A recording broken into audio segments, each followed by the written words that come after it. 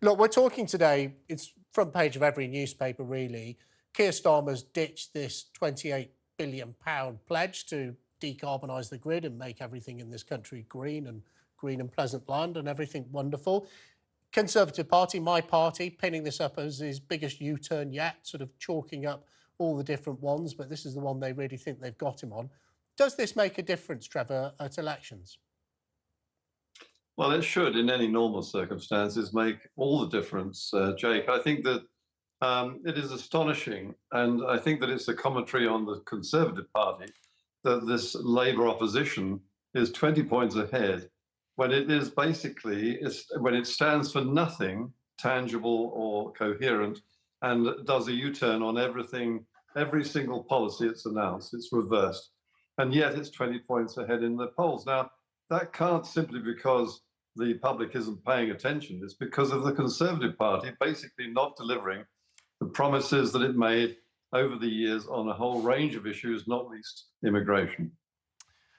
And in terms of the internal political splits in the Labour Party, this has clearly divided Rachel Reeves from Ed Miliband. Keir Starmer, if you like, has been trying to be the referee in between the two of them. Does this say that in a Keir Starmer administration that, in fact, Rachel Reeves will be the one who holds the power? Yes, I think that in Rachel Reeves, you're looking at the next leader of the Labour Party. And I think that Starmer should be very worried about this. They're not going to change leaders anytime soon, but it isn't very long ago, about 2 or 3 years, that they were talking about dumping Keir Starmer because he is such a dull politician, totally uninspiring, no ideas of his own, and those that he has, he ditches about 2 weeks after he announces them. So yes, they need a leader, and this is basically a recipe for enormous division as and when they take office, which I assume is nailed on.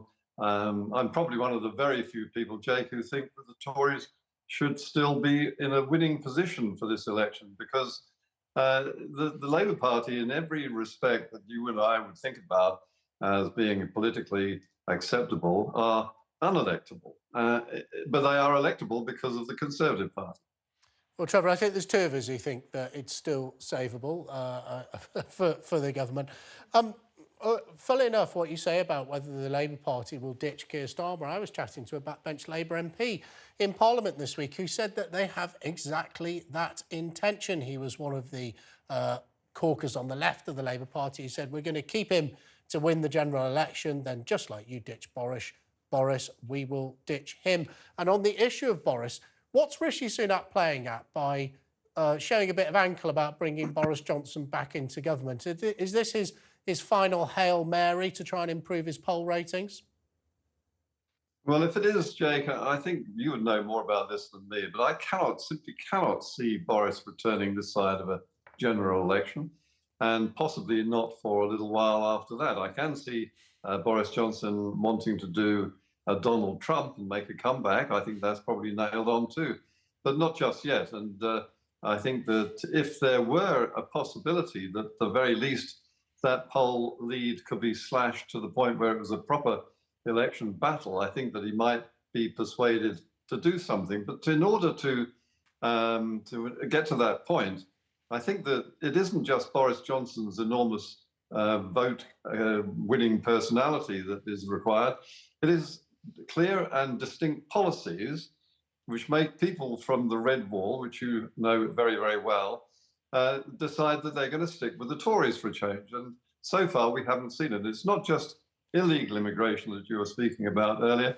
It's legal immigration. It's the delivery on Brexit in ways which are visible to the public. And I know that inflation is coming down, but so far it does feel as if we've had a very limp year, to say the least, not just this year, under the Conservative Party. OK, well, let's move on. Let's talk about a week rather than a year, because this week Rishi Sunak has been criticised for a comment at Prime Minister's questions about people being trans when relatives of Brianna Jai, a teenager who was appallingly murdered in the northwest of England, were in or around Parliament. He's had his bet with Piers Morgan here on talkTV. He's hugged Michelle O'Neill, the leader of Sinn Féin in Northern Ireland, and he says he's going to bring back Boris. Is this his worst week yet? I think that the whole row over gender issues is totally confected and spurious. I don't think that Rishi has anything whatsoever to apologise for.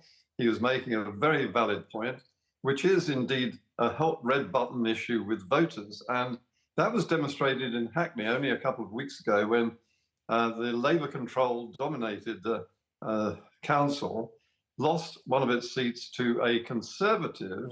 A Labour candidate lost the seat to the Conservatives, who won by a 53% margin.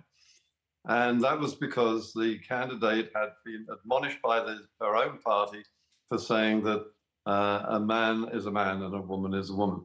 And the reaction to that actually led to the Tories winning the seat. So that's the reason why Keir Starmer was so ultra-sensitive and preposterous in the House of Commons the other day. But Trevor, you say he's making a legitimate point. I completely agree he is. But of course, it's a legitimate view to say that we should have no monarchy in this country. We should live in a republic. But I don't think people would believe that you should do that on the day the Queen died. Is this just an issue about timing and the presence of the parents of this murdered teenager? Well, I know that the father of the murdered teenager has objected. But I think, to be absolutely honest, I cannot see on what grounds, because what Rishi was saying was that Keir Starmer has twisted and turned and come up with an absurd idea that a small proportion of women have penises, which is ridiculous. So, I mean, he has put himself in that position for criticism. And I think Rishi was entitled to make the point in the list among many of Keir Starmer's peculiar positions. We've added the 28 billion to the U-turn list today.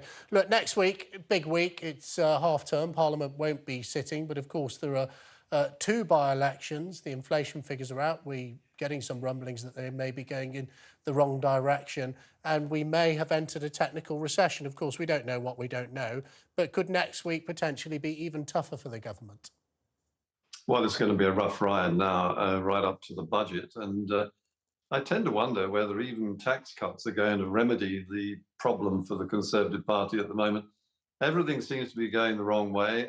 They seem to be stumbling. And if they're not actually stumbling, they are made to look as if they're stumbling by the opposition and by many of the newspapers, who are happy to pick on Rishi for every perceived fault and error.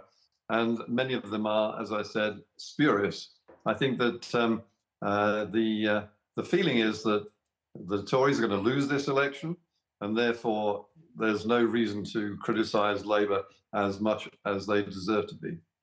Well, let's hope that changes as we get closer to the election, because it is important that political leaders of opposition parties who may go into government get some proper scrutiny. Trevor, I'm sure he will continue to get it from you. Thank you very much